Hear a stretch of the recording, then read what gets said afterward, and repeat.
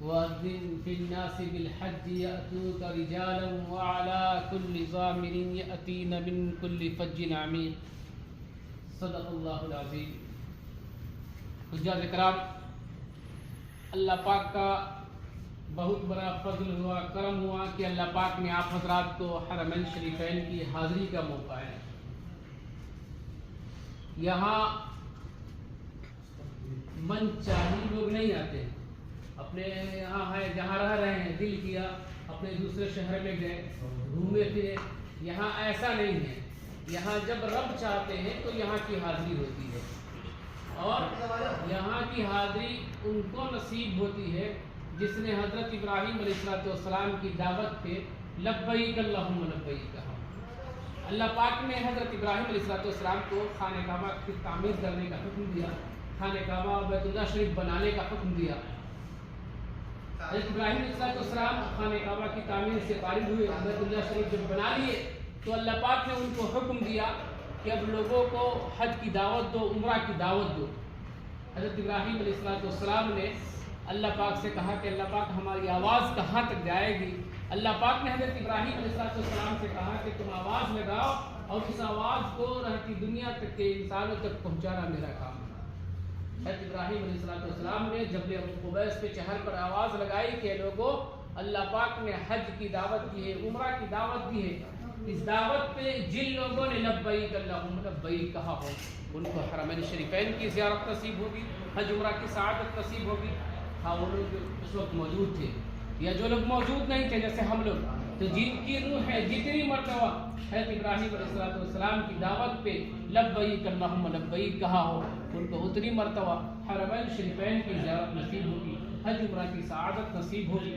اللہ پاک سے دعا کریں کہ اللہ پاک ہم سب کی اس حاضری کو قبول فرمائے، نجات کا ذریعہ بنائے، بار بار حاضری کا موقع عنایت فرمائے۔ جز اکرام، یہ آپ حضرات کے عمرہ کا سفر ہے۔ عمرہ کے اندر 2 فرض اور 2 واجب ہیں۔ ایک فرض ہے عمرے کی نیت سے احرام باندھنا، ماشاءاللہ آپ حضرات عمرے کی نیت سے احرام باندھنے کو مکہ مکرمہ۔ دوسرا فرض ہے خانہ کعبہ کا بیت اللہ شریف کا طواف کرنا۔ خانہ کعبہ جو کالے گلاب سے ڈھکی ہوئی جگہ ہے، وہ چوکور بلڈنگ جو کالے گلاب سے ڈھکی ہوئی جگہ ہے وہ ہے خانہ کعبہ بیت اللہ، لیکن اس کے چاروں طرف میں جو بلڈنگ کھڑی ہوئی ہے مسجد حرام ہے۔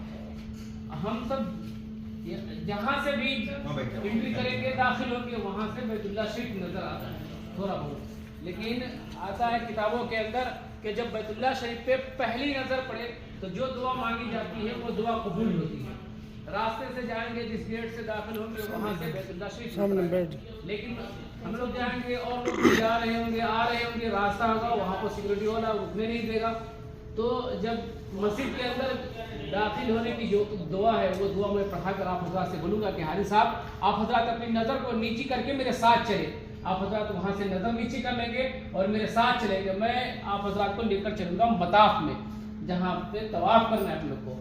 سائڈ میں ایک طرف جہاں سے کوئی آپ کو ڈسٹرب نہ کرے، آنے جانے میں کسی کو پریشانی نہ ہو، ایک طرف سائڈ کر کے آپ حضرات سے کہوں گا کہ حاجی صاحب یہاں سے آپ حضرات اپنی نظر کو اوپر اٹھائیں اور خانہ کعبہ کا دیدار کریں۔ وہاں سے آپ حضرات اپنی نظر اٹھائیں گے اور خانہ کعبہ کا دیدار کریں گے اور 3 مرتبہ بسم اللہ اللہ اکبر پڑھ کر اللہ پاک سے دعا کریں گے۔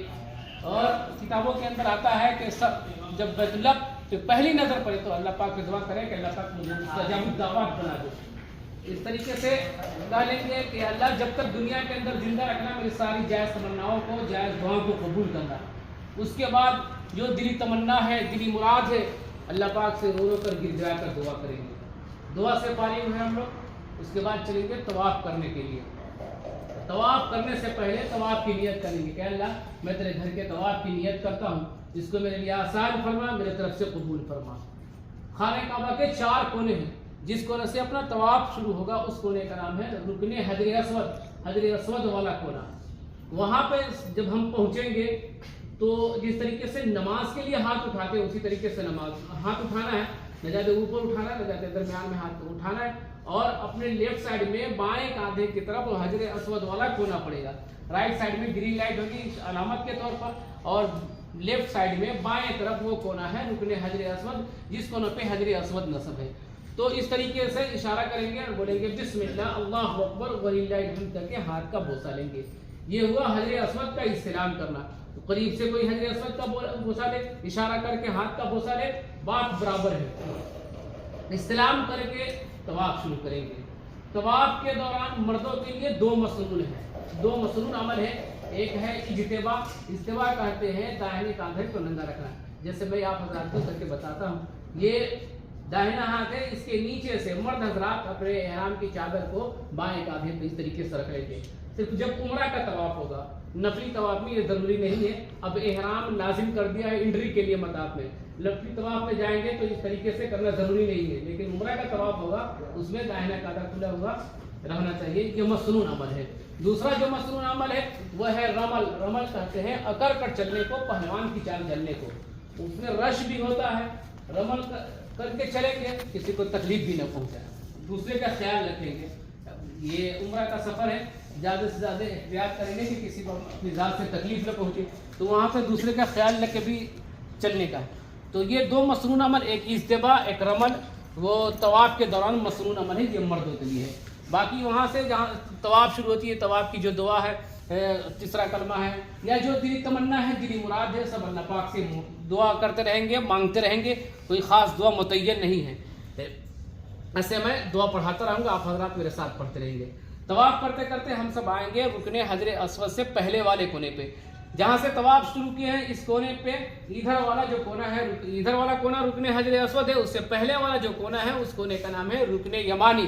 رکن یمانی سے رکن حجر اسود کے درمیان میں جو دعا پڑھی جاتی ہے وہ بہت مشہور ہے, معروف ہے, آپ حضرات کو یاد ہوگا. ربنا آتنا فی الدنیا حسنہ وفی الآخرۃ حسنہ وقنا عذاب النار. یہ دعا میں پڑھا دوں گا, آپ حضرات بھی پڑھتے رہیں گے.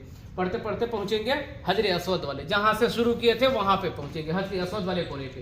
تو جس طریقے سے پہلے شروع کرتے وقت ہاتھ اٹھائے ہیں اور حجر اسود کی طرف اشارہ کر کے بسم اللہ اللہ اکبر کر کے.